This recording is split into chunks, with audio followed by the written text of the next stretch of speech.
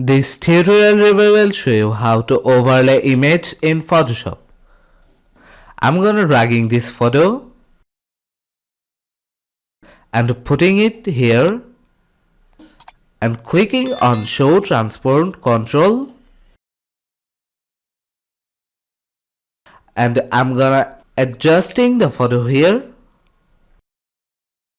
Done. Now click on normal, and from here you can select any overlay.